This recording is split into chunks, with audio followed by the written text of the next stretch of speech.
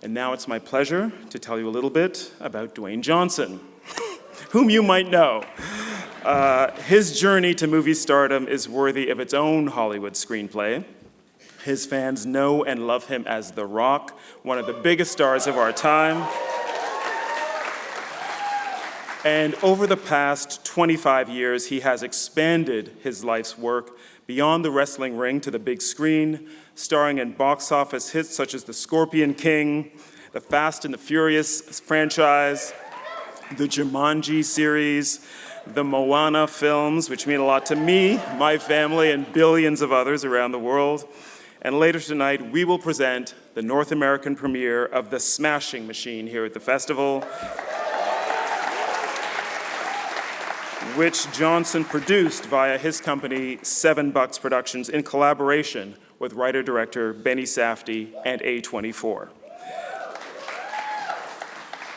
Opposite his co-star Emily Blunt, he delivers a profound, moving performance as real-life MMA star Mark Kerr.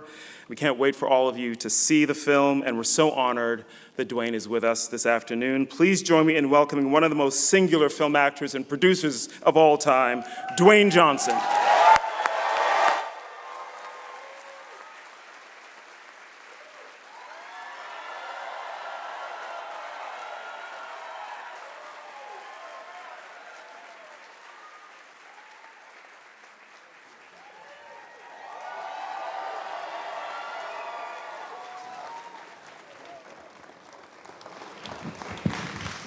Hello, TIFF. It's good to see you. Dwayne, welcome. Thank you so much. So good to see you here.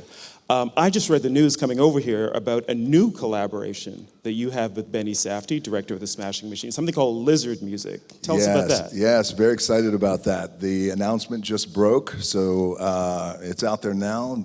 Big news. I'm teaming up with Benny Safdie again, and we're going to make a film called Lizard Music, which is based off of a novel written by Daniel Pinkwater. And a little bit of backstory for you guys here is Benny pitched me this after we had wrapped The Smashing Machine. And after about 45 minutes, his pitch ended, and I said, "I am your chicken man." Now what that means is there's, without giving too much away, there's the role that I will play is a very whimsical and eccentric 70-something-year-old man called the Chicken Man. And his best friend is a 70-something-year-old chicken. Yeah, and so that will be my next role with Benny Safdie, and I'm so excited because I get a chance to hopefully transform again like I was able to do in Smashing Machine. So can't wait. Lizard Music. All right, can't wait to see that too. Yes. Which, by the way, that's why I've been slimming down to play the Chicken Man. Eating less chicken. And this is you slimmed down. This is me slimmed down. Yeah. Nice. Well, in the process of slimming down, I still have a long ways to go. I want to get into asking you about The Smashing Machine, and also just showing a film like The Smashing Machine at a film festival with the public who comes out to a film festival, film lovers. Very different rollout to the blockbusters that you've had, rolling out all over the world. How is this experience for you in terms of launching this film different than, say, one of your usual big commercial blockbusters? You know, this has been the most surreal experience of my life. I've been very lucky to have the career that I've been able to have over the years. And, you know, I've wanted something like this for such a long time. I felt like, you know how we have that kind of that little voice behind our rib cage that tells us, hey, there's more, and what if, and go for it, things like that. So I'd been waiting for some time for this opportunity. You also realize you have to have, I feel like when we make a decision and we have an intention to do something and you finally decide to listen to your gut and that instinct, that ever important voice, I believe that the universe meets you halfway. And then also, it's important to have people around you, I think, who can meet you halfway as well and believe in you as well and say, hey, you can do it. And for me, that, hey, you can do it was Benny Safdie. So with something like this, with Smashing Machine, we debuted in Venice. Of course, we're going to debut tonight, big North American premiere, super excited. But it's all brand new to me. I'd never been to Venice, never been to Toronto Film Festival. This is amazing. Been to Toronto a whole bunch of times, yes. So it's certainly different, and it's also very surreal, and it's one of those things that I have found that I feel like I'm kind of a quick study, and you have to be. So I feel, especially with something like this, because things happen so quickly. So the best thing that I could do, I felt like, is to just be present in the moment, every single moment, and not think too far ahead, just be in the moment. Yeah. So I'm right here with all of you right now in this moment. Thank you.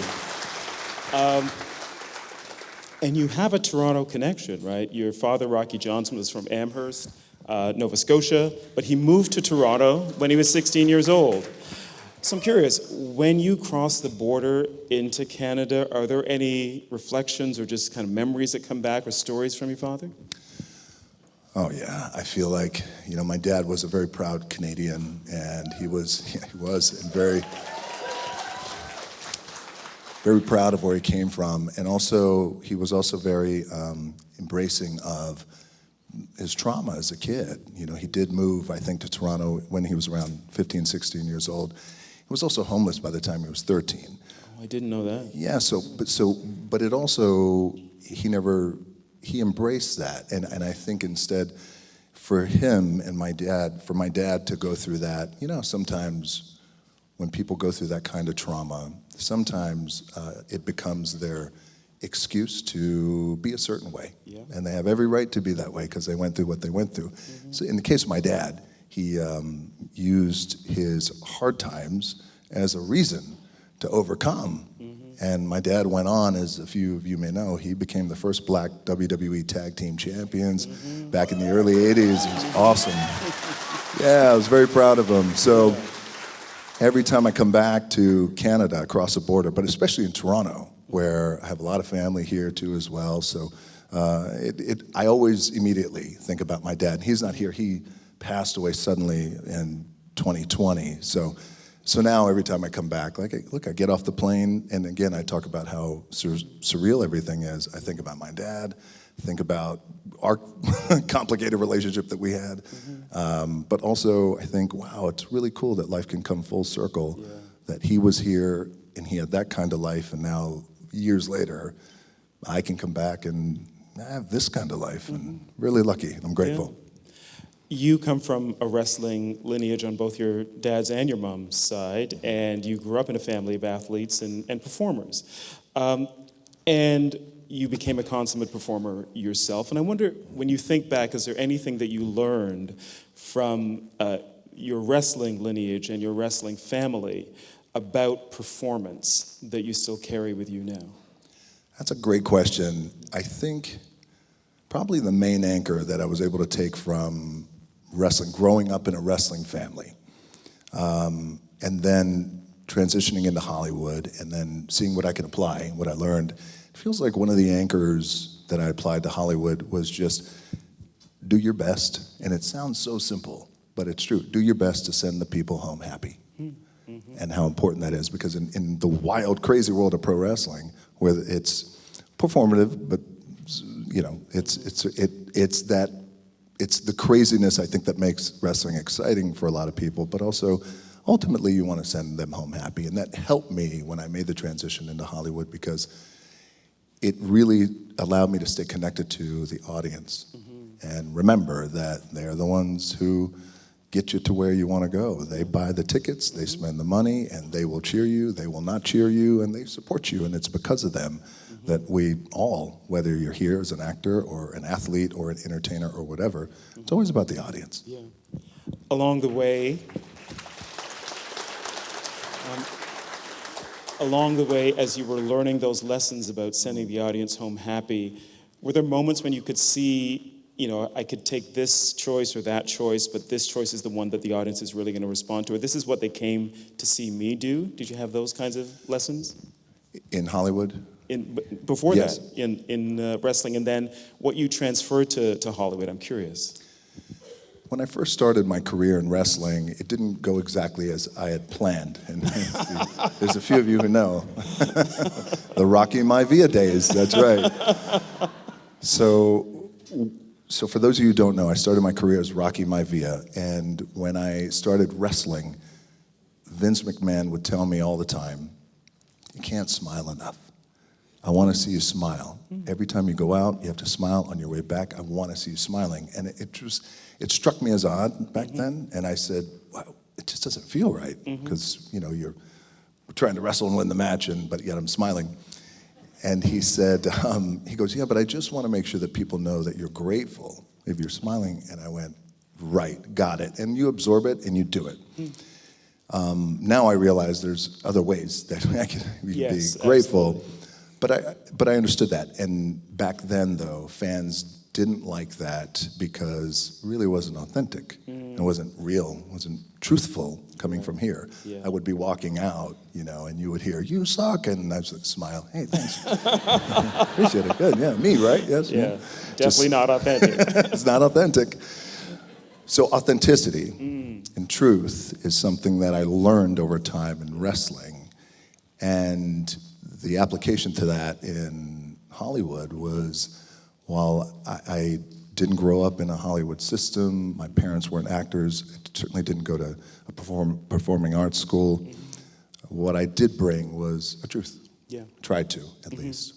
So I want to ask you about that transition then, the supporting role in The Mummy Returns and then the lead role in Scorpion King, your first starring role, and you're taking these lessons to a Hollywood movie. And how did you prepare yourself for that character that you played and the transition into movie acting?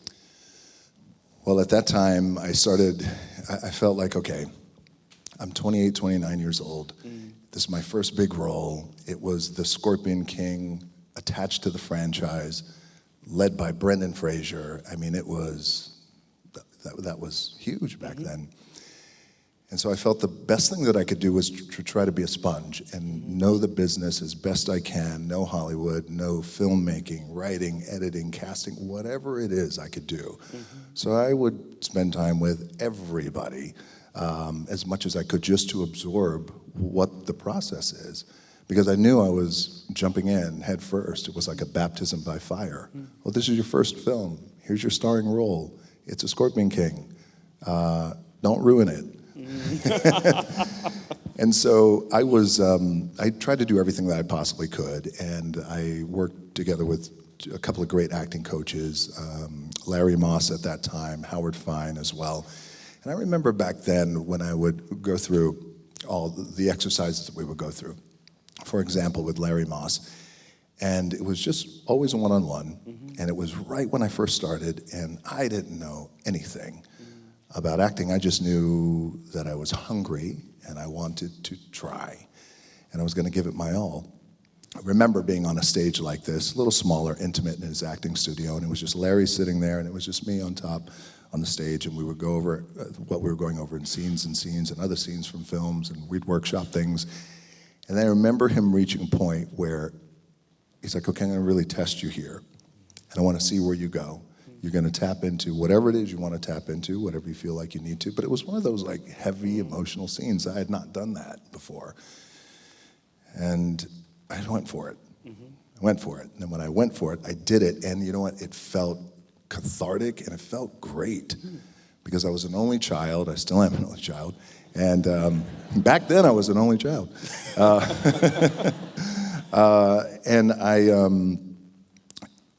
And so I wasn't really big on therapy or anything like that. I'm not a big therapy guy. In terms of talking to therapists, I've spoken to a few, had great conversations. But so I realized, wow, this could be really cathartic, the acting part of acting. And I remember him saying to me, I think you got a future in this. And if you apply and if you let yourself go and tap into that, you can really do anything. And I said, I appreciate that. But what was interesting is, at that time, what was comforting to me was not doing that. Because what was comforting to me was, oh, but wait, there's like the big blockbuster movies I think are more comfortable because that's the comfort zone. You can make more money. And from a kid like me who grew up in trailer parks, as we were growing up, it was trailer parks and little apartments, like that looked good. And so, anyway, my point is going from that for years, it took a long time to finally apply. Back in 2019 when I met Benny Safdie and wanting to do something like this, just took all that time where I finally said, okay, I'm ready to finally put all the stuff that I've been through somewhere. And that somewhere is in Smash Machine. Right. We have a clip from The Scorpion King that I want to share. So this, we're still a few stages away from Smashing Machine. But this is, of course, a prequel centered on your character, Matthias, from The Mummy Returns. And in the scene, he apprehends a young thief and hires him to guide him into the palace to seek revenge on his brother's death. What I like about this is there's a kind of playful quality to this scene. So let's look at this clip from The Mummy Returns. Oh, pardon me, Scorpion King. Scorpion King.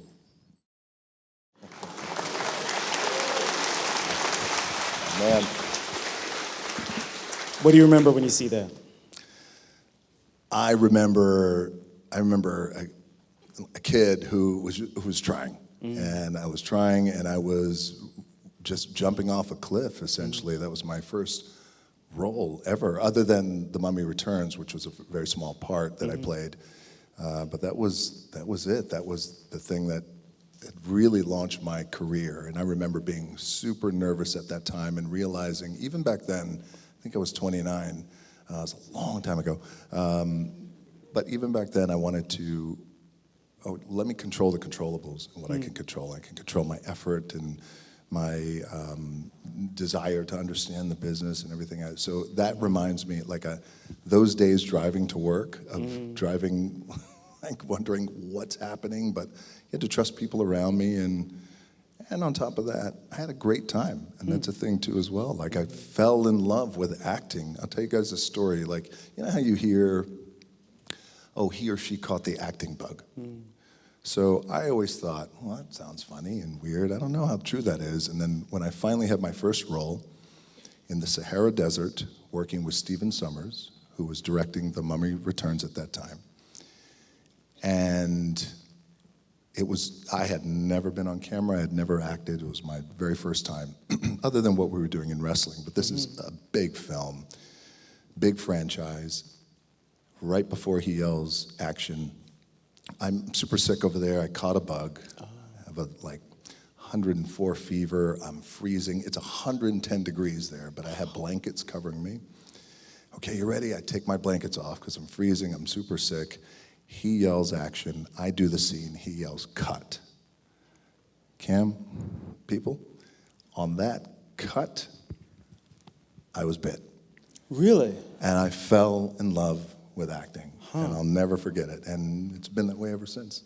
From that one take. From that one take in the middle of the Sahara Desert, big action sequence. It's in the beginning of the movie, and there's guys flying everywhere, and the Scorpion King is kicking butt, and he's doing all of this. And then I remember shivering because I was so, and he came over, the director, he goes, "Are you okay?" I went, "Yeah, I'm going to be fine."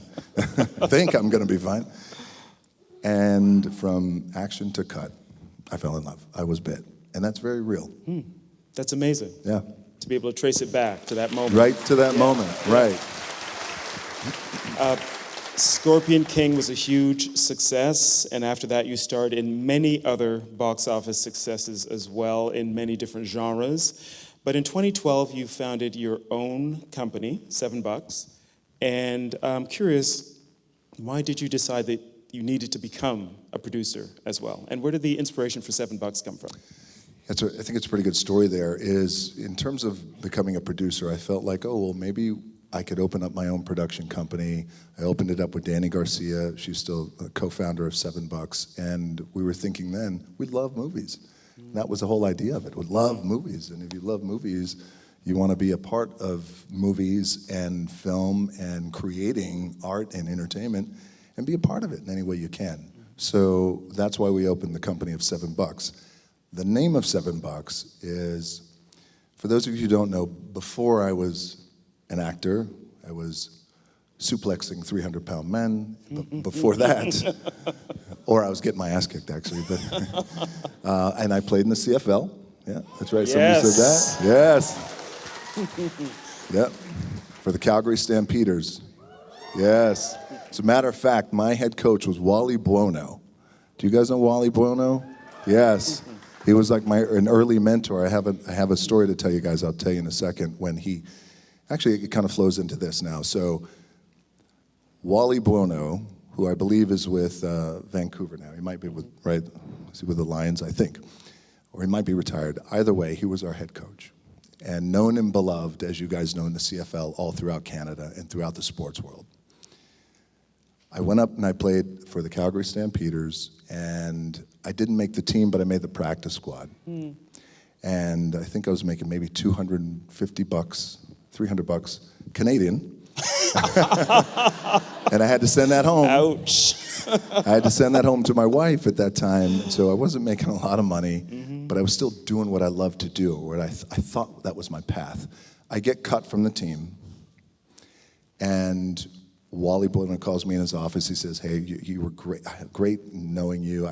You have potential. It's just not your season right now."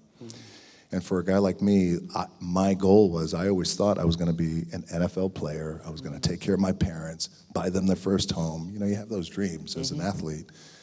And I thought football was a path. It's not going to happen. So he cut me, and I had to close that chapter of my life. When I got cut from the CFL, I had to fly back home to Miami. I called my dad, who was in Tampa. I said, "You got to come get me." He goes, "What happened?" I said, "Well, I got cut from the team, and they need you to come get me now." And that was such a sobering call, because I'm 22 years old. And you know, when you leave at 18 and you go to college and you graduate from college, You think you're set, right? You're set. You're ready to tackle the world and go do you. Moving back in with my parents at 22 was not in my plans. Called my dad.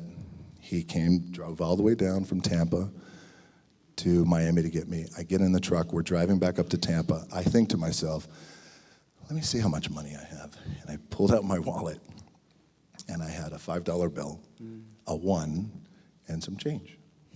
And I went, at least I added up. I went, I have $7.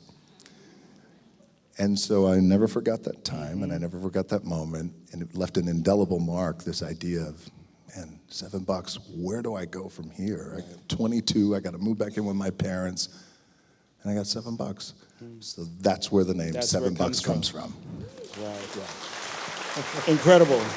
Great story, but also like a lesson, right? You can get knocked down, but it's how you get back up, right? That's the lesson, yeah. Yes. We all get knocked down.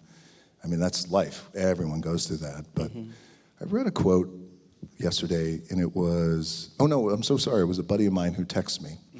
And he said, "Hey, what I realize is greatness isn't about what you achieve. Real greatness comes when you don't achieve it and how you respond to not achieving it." Yes. It really moved me. I was like, wow, that's amazing. So. Amazing. I want to ask you about, as a producer. Good. There's a clap there. Sometimes you just got to go for the clap, you know? That's right. Go for it. As a producer, you've made, I think, a habit of looking for films that appeal broadly, what are called 4-quadrant films: male, female, young, old. And you've also earned a reputation as one of the hardest working actors in Hollywood, and you've taken roles that have really stretched your ability in the aim of, really delivering something for the audience. But sometimes that means doing new things that you've never done before. And I'm thinking, for instance, of singing in Moana. Yes. And also the body swap performance that you delivered in Jumanji, Welcome to the Jungle. So both of these things require a different level of training as a performer. And I wonder if you could talk a little bit about how you did train for Moana and for Jumanji. Sure. Moana has been just this really incredible experience, because it's my culture. As you know, I'm half black, I'm half Samoan, and there's been this really amazing global embrace of Moana and Polynesian culture, but I think between Moana and Lilo and Stitch too, as well, where you make a lot of people happy around the world, and there's music involved. So the singing part, when they came to me with that idea, I love the idea of playing this character Maui, who's actually In terms of Polynesian history, Maui is real. And this idea of working with Lin-Manuel Miranda, too, as well, who at that time, he was just soaring high with Hamilton. And he was wonderful, an amazing artist to work with.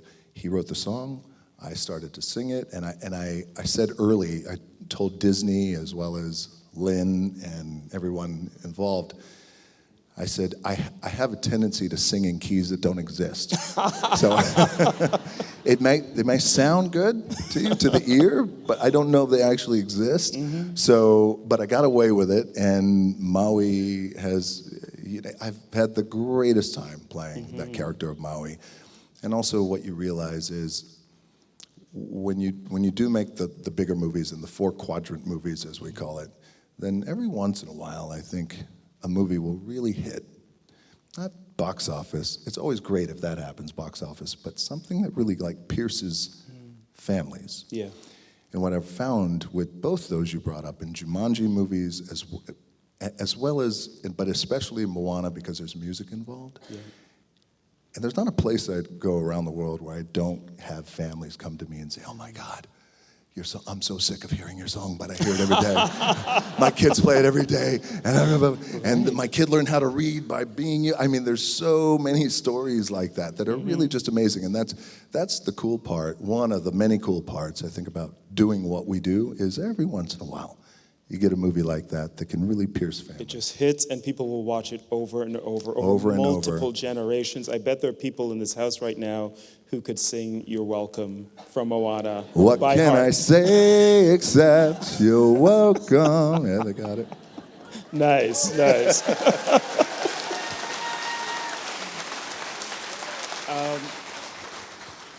I want to ask you, as part of that transition into film, I want to ask you about the camera, because you, and I don't know when this happened first, but you have this incredible relationship with the camera where there's certain expressions, certain like ways you might cock your head, or the furrowed brow, or the raised eyebrow, which is very famous from back in the day. But those aren't just playing to the audience. There's something specific about a relationship that you've developed with a movie camera. And I wonder when you first became aware of that power and how you've developed that.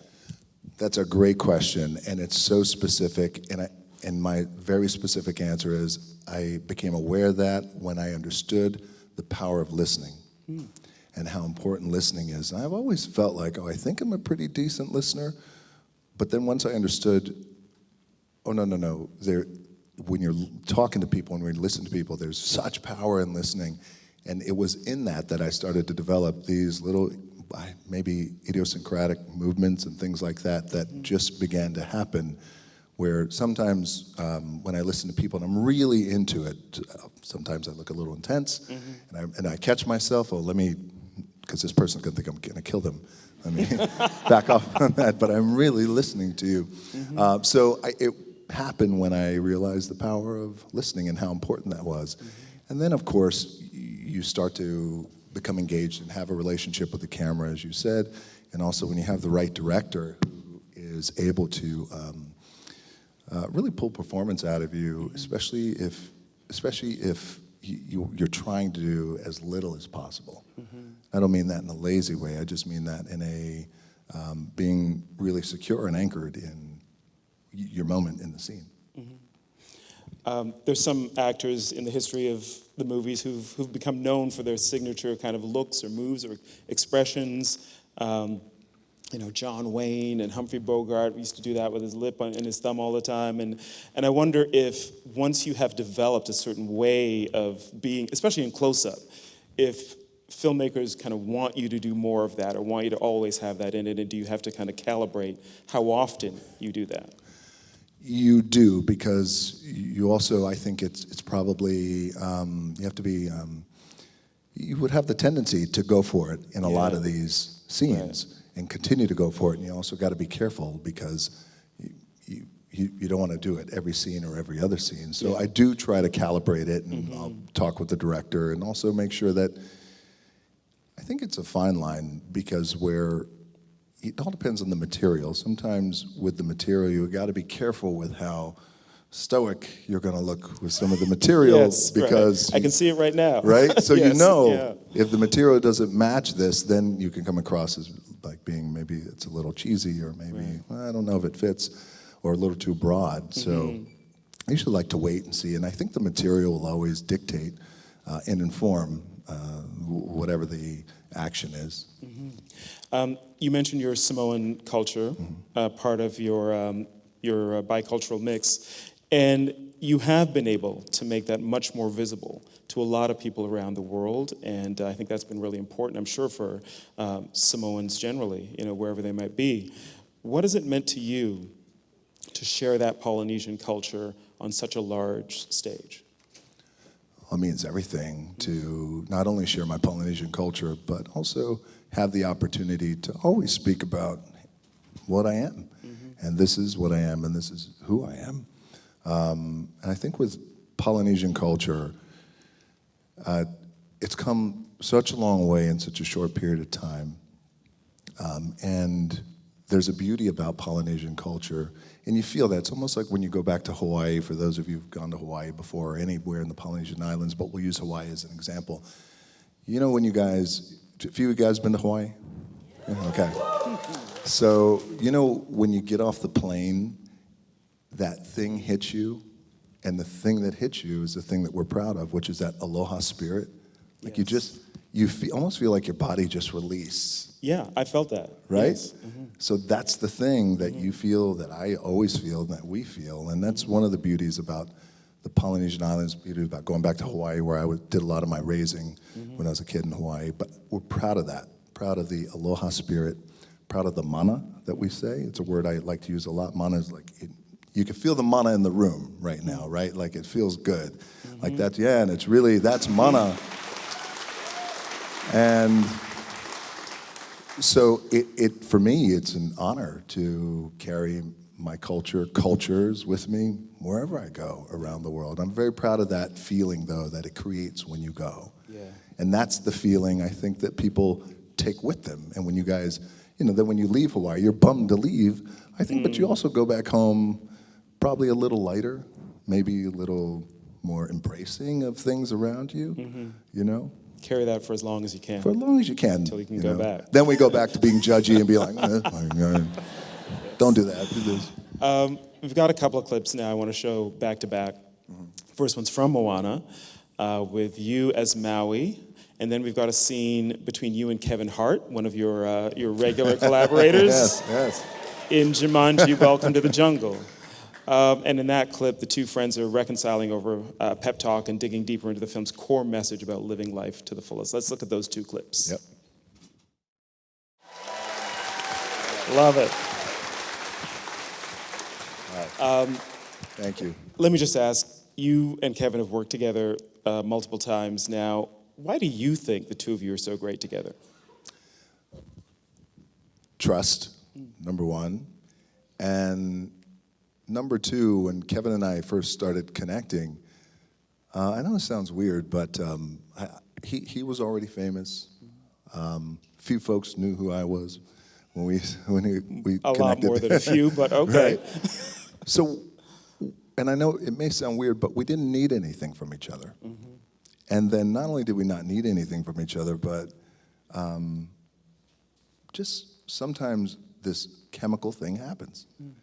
And that's what happened with Kevin and I. Like, hey, I don't need anything from you. You don't need anything from me. There's a script. Do you like it? It was called Central Intelligence. It's like, yeah, thank you. We had so much fun together. And Kevin also, I think what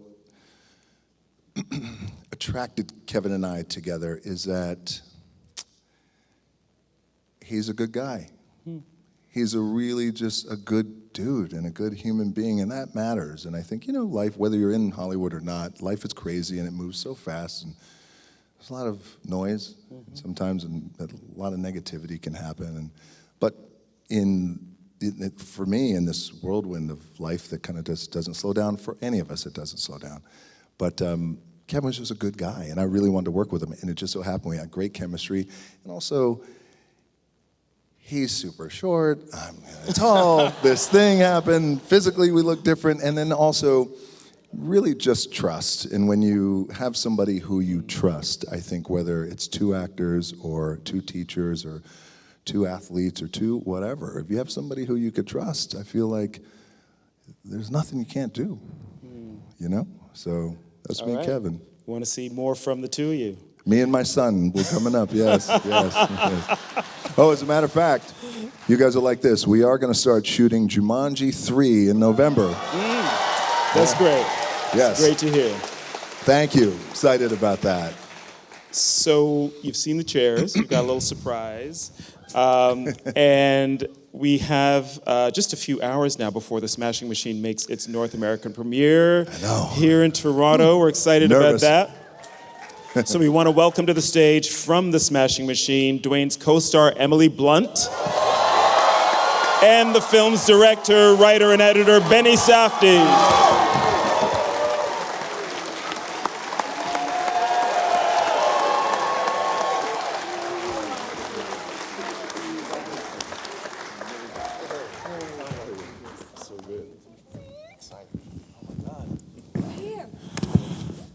Microphones? Okay, good. Yeah. So welcome, Emily, Benny, thanks so much for joining us. Thank you for having me. And now you can tell us all we need to know about Dwayne. But I do want to begin by asking you about the decision, first of all, to cast Dwayne in The Smashing Machine. And then, Emily, I know you two have been close for quite a while. You worked together on Welcome to the Jungle. And this remarkable actor for this role in this movie. Maybe, Benny, I'll start with you and then Emily. Well, when I first met Dwayne, I just made eye contact and I saw this swirl behind his eyes. You know, there's this incredible magnetism and that just draws you in, but then there's also this kind of complex amount of emotions that are just kind of screaming to come out, you know, and it was really just.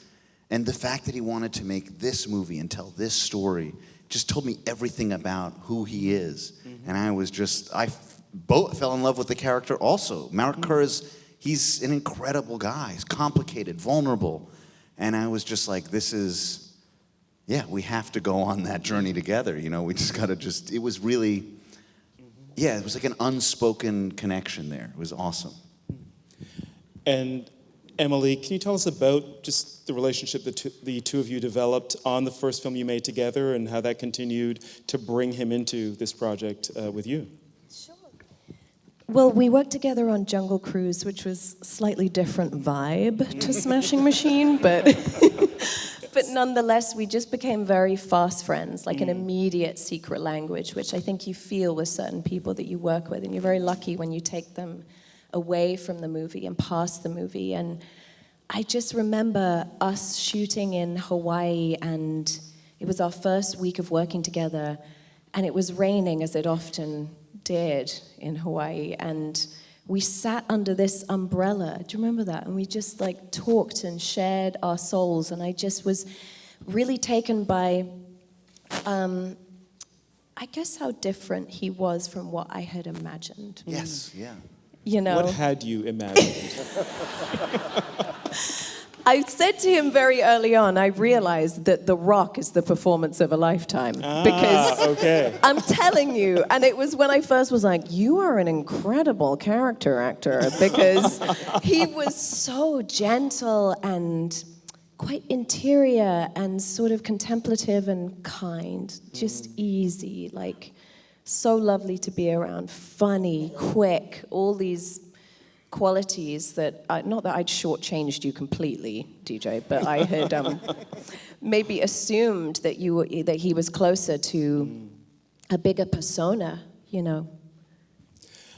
You have certainly done both action movies and art house movies. This is Dwayne's first art house film, but I think it'll get a wide audience. What did you tell him about shifting over into this world in terms of working with a director like Benny and a different kind of storytelling?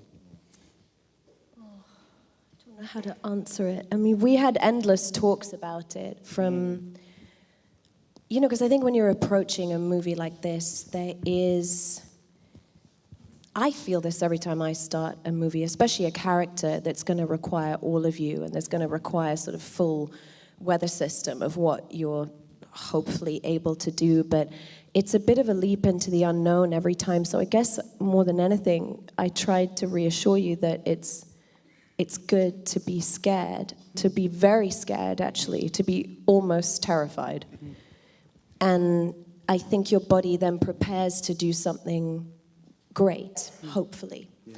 And I think, like Benny, I had felt from him over the years as a friend. Is this weird, me talking about you as if you're not here? You know?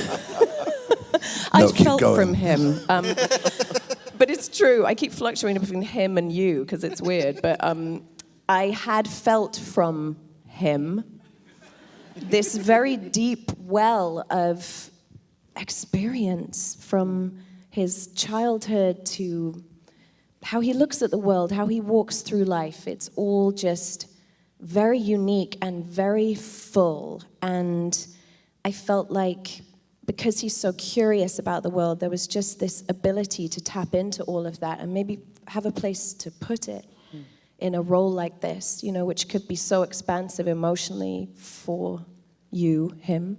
And so I had every faith. I think Benny and I had no doubts. Zero. But maybe it's easier for other people to say, you're going to be great, you know. Yeah, it was the kind of thing where I just knew I knew that, like, even if, because it was amazing. I remember even before we started shooting, he goes, no matter what, this has already been an incredible, amazing experience. And it was right, you know, because in the process of trying to understand Mark and what he was going through and trying to explore our own selves through him, we had already gone on an incredible journey of, like, self-discovery. And that part of the process was already like a victory, you know? So when it came to doing the movie, it was just like further exploration, you know?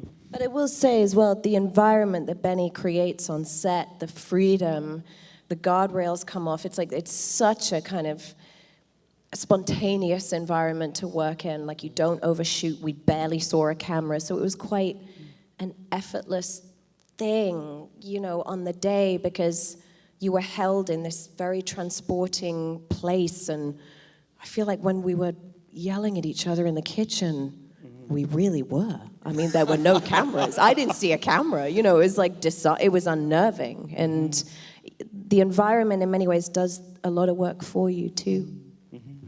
We have an extended clip from the Smashing Machine, courtesy of A24. So we're going to show that now, but I want to remind you, or warn you, or threaten you, do not record this clip. Let's roll it. Yeah. All right. What a wild pairing. I love it. Dwayne, I want to ask you about building this performance. There's a lot of elements to it, but maybe we can talk about external and internal. You're working with the Academy Award-winning prosthetics artist, Kazuhiro. We gave him a tribute award at TIFF just last night. That's the external piece, but that's a big part of it. So you can talk a little bit about becoming Mark Kerr, this amazing MMA fighter, and then the internal piece, because the way you portray him is emotionally so different, so vulnerable. So can you talk a little bit about the external and the internal way that you actually built this character with Benny? Well, the external was physically realizing that I had to transform my body.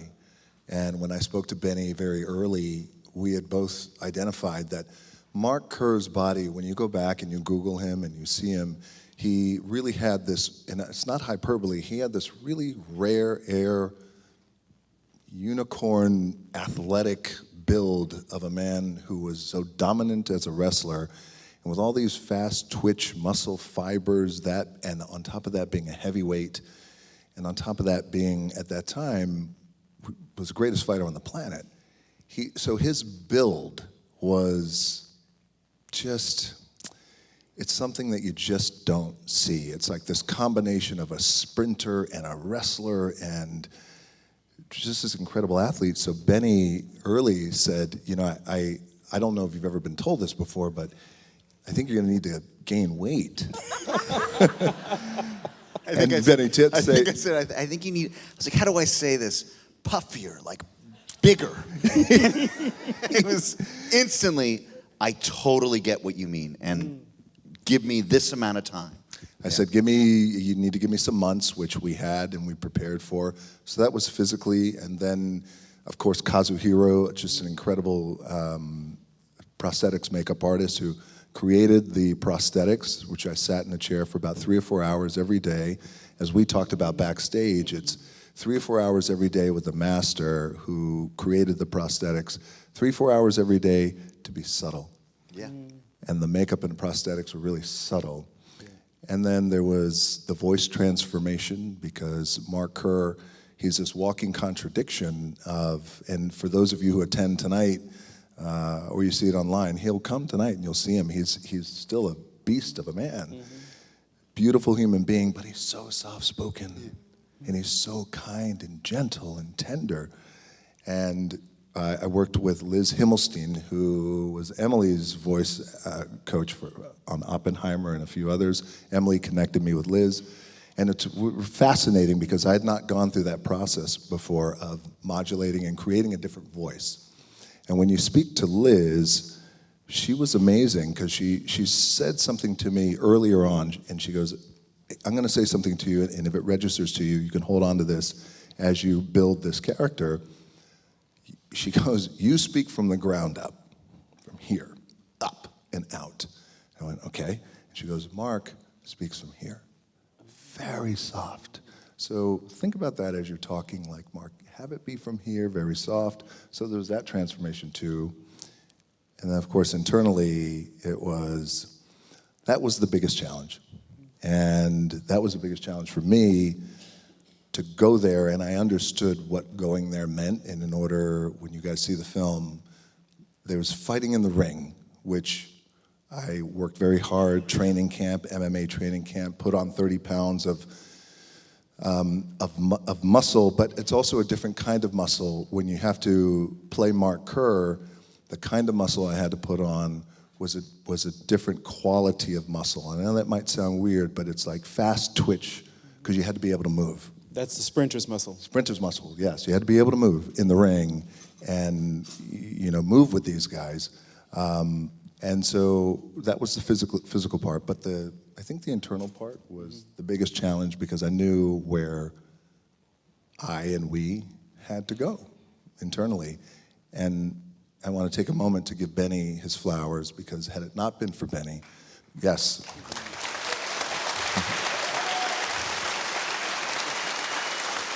Really, had it not been for Benny, Emily and I wouldn't have been able to go where we went. And when you see the movie, you'll see. And Benny wanted to make a movie that was about life, that was about human vulnerability, and that was just raw and real. So I want to give Benny his flowers, but I want to give Emily her flowers too, because, yes, who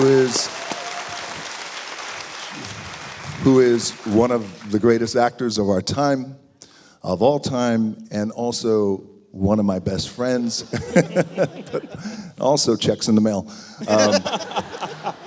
But also, you realize, and I realized very fast, in order to get to the place we went, in order to go to the places we were going to go to, you have to have love. And then you have to have trust. And the love and the trust then allows for the vulnerability. And we could not have done that without this love and trust and vulnerability that we have. And I want to thank you, because you are the greatest. And I want to say thank you, and thank you, Benny. Like, you could see this core group come together, and we made this film from here, never thinking or being attached to what an outcome is or what the reaction is. And then we go to Venice, and that outcome happens, and you win the best director of all of Venice. Yeah. Insane. It's crazy. Totally crazy. It's crazy. He wins that, and we're here in TIFF, and tonight's the big premiere. It's amazing. It is amazing. I'm crying. Dwayne, I want to take you back to where we started, which is talking about what you learned as a wrestler, that idea of let's take care of the audience first. That's something that your commercial blockbusters, your global hits also followed in terms of that principle. When you talk about the internal work you did here and the kind of character you're playing here, very different, how does that idea of audience play out for you now? This may sound harsh. It may sound harsh, and that's okay, but it doesn't. Okay. And that's being real with you. It doesn't, because I felt for a few years now that I was pigeonholed because I allowed it to happen. And even the films I made in the past, like the Jumanjis and the Moana, I love them, and I'll go back to make them again. But the reason why I say it doesn't play into now in terms of, audience first, is because I started to have this thought a couple of years ago. I started to think, wait a second, am I living my dream, or am I living other people's dreams? And it comes full circle to meeting Benny, obviously our relationship and our friendship and bond, and us coming together and going, no, this is for me. Smashing Machine is for me. Yes. And I want to do this for me. And when it comes from in here, let me go to those places and let me tap into that. And then I felt like, I have chills, the funny thing happened, and I'm getting hot, so.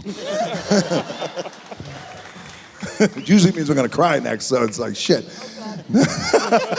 Don't do it.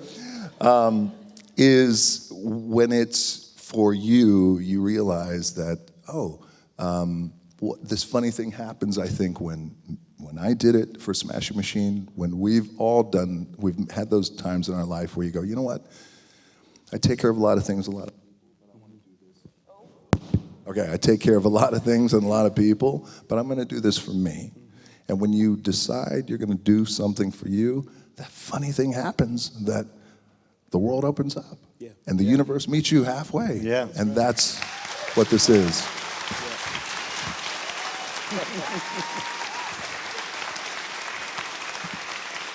And the audience will come as well. They'll want to see you do this. And yes, and you hope it's like, hey, we made this thing, we love it, we hope you do too. Mm-hmm.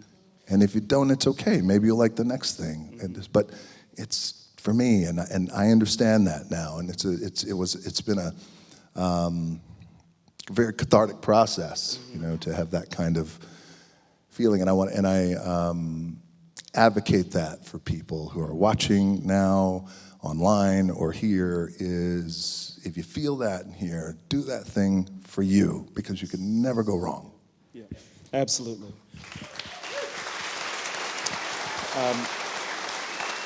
We have a few questions that we sourced from audience members, and I've got a couple I want to just throw your way. Lawrence asks, the Smashing Machine uses documentary-style realism and intimate cinematography. How did this visual approach shape your performances and your collaboration with Benny? Maybe we'll start with Benny, and then we'll go to you.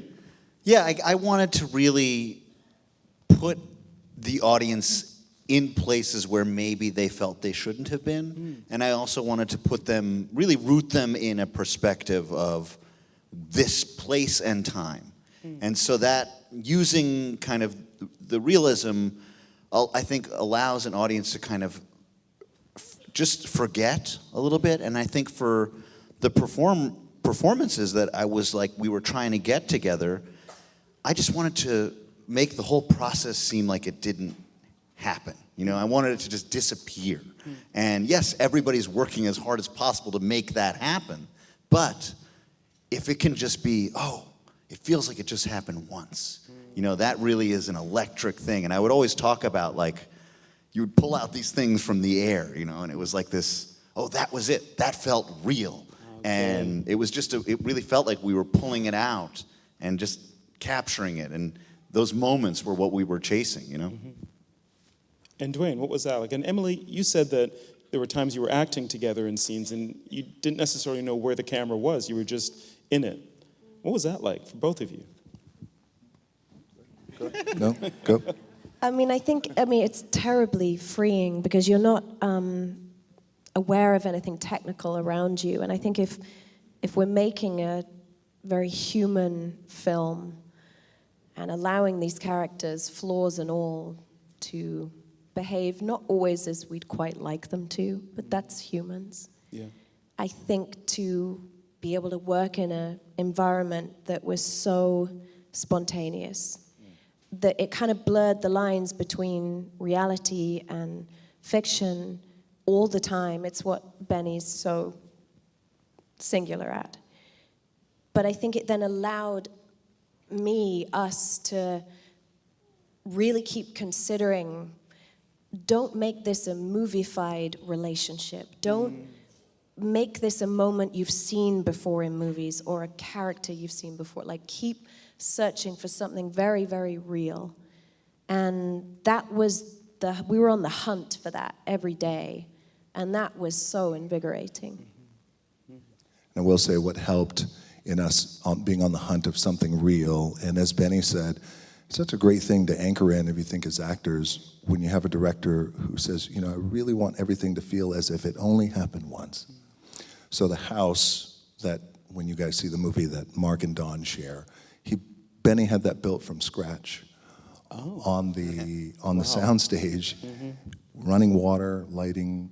And so when Emily and I walked into our scenes, and many of our scenes, as you know, we're a real couple who are codependent on each other and going through it. And when there's drugs involved, there's love, and it's electric.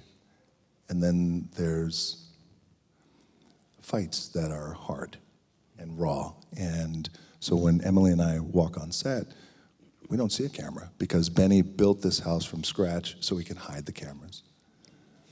So when we walk in, there's no cameras, no lighting. Yeah, no, it was like specifically, we wanted to have be able to hide around corners so that we would never really be seeing the other camera. And so we had it situated so that we had places where we could be just off, and the blocking was very important for that, And so it was an amazing kind of just opportunity to just kind of step back and let it happen, And Maceo, I think he's in the audience, the cinematographer. Maceo Bishop. There he is. He just has an incredible intuition as an operator, and he himself disappears. You don't even feel his presence. Right. And we had 360-degree lighting so that we could literally have freedom to go wherever we Anywhere wanted. in the house. Yeah. And That's it was great. really, it was wild. And then the other thing I always would stress is there's no mistakes, truly. If you do something and it's not exactly what you meant to do, now you know, okay, that's what we're not going to do. Let's do this. Right. And so that's not a mistake. That's actually a positive thing that you can learn from. So that's just how we move through it, It's amazing. Got another one here from Lisa, who wants to know, what has been the best advice someone's given you that's influenced your career?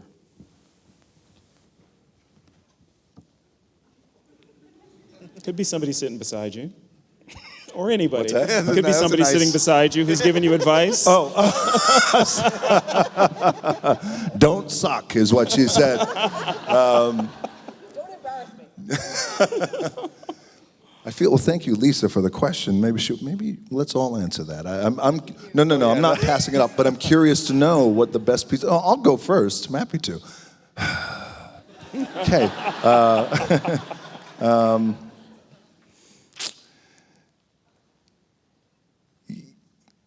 I've had a lot of good pieces of advice. When I was 15, I saw a quote. I'll never forget it. I have two. And it was, it's nice to be important, but it's more important to be nice. I heard that. And and I thought, when I was 15, with acne and an afro, I thought, oh man, and maybe I'd like, that felt good to me to apply that. The other thing, bit of advice was, my dad gave me advice, and my dad was a tough guy and raised me with tough love, but it was love. And he said, respect is given only when it's earned, so go out and earn it, is what he said.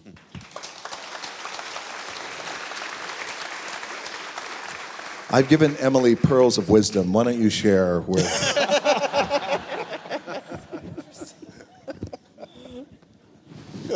That was amazing. Let's just, follow I that. can't follow up I that. think we just let Next question. Yes. Yeah, let's just let that rest then. Okay. It's also because I'm searching for a pearl of wisdom. That's but what happens. You start searching. All right. The last one I have from an audience member is Callum. And he asks, and this one is for you specifically, can you share a favorite memory from one of your early roles? Can you tell the John Hurt story? Oh, what's that? Oh, it's not fair that I make, but it is Wow. one of my favorite just- stories. now, that's I'm just it. saying it was your first movie. Is that right? That's what you want to do? After all these years? Wow. Now I think you have to do it. I had another story come to mind with But my it's dead so grandmother, good. You and don't- now... No, he don't know. He does this all the time. He did it the whole Jungle Cruise press tour. Okay. Kept trying to get people on side. This is a very funny Go story, on. by the way. Okay. It's very good. It's very good. So I did a film called Hercules, and it was back in the day. And clearly no one saw it. That's okay. You know how you judge by people clapping. It's like, and I paused at the end. I did a movie called Hercules. Yeah. Nothing. Oh, yeah. Thank you. Thank you. So we're in Budapest, and we have a big script read, and everyone is in it. We had Rebecca Ferguson, John Hurt. We had so many people in this cast, and we're a huge script read, and we're reading it. This is okay. You're gonna get it. You get payback. So we're reading it, and I'm reading as Hercules, and I'm doing my best to read it as Hercules, as you know, with his timbre in his voice, and the whole thing. And I come across, I'm reading it, and the line is something to the effect of, well, this can't happen with the princess because she is this word to the lineage and the king. And the word was, so I'm reading it, and this can't happen because the queen, she is the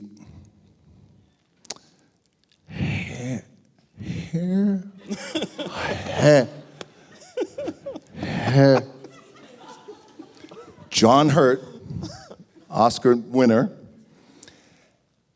Heir, my son. Heir. Oh, thank you. It's heir. I've never said the word in my life. I've never read the word. Someone is an heir, or is an heir to something. So that's my story. Thank you, Emily Blunt, for bringing that up. I had never.